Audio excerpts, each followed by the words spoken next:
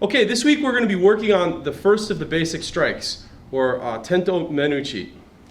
So from here we begin from seigan no kamae.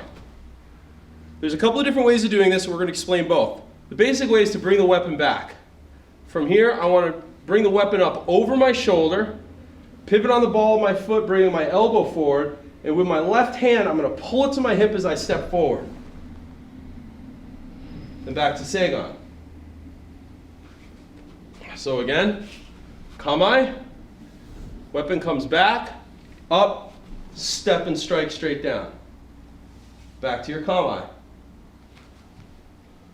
Facing this direction, weapon comes back, pivot on the ball of the foot, bring the weapon over the shoulder, pull with the left hand as you strike to the top of the head. Don't push with the right hand, and definitely don't come down, striking down in this manner.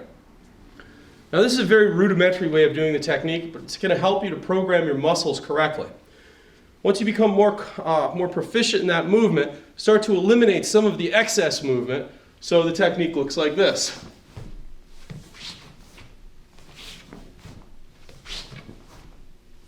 Facing this direction, step forward and strike.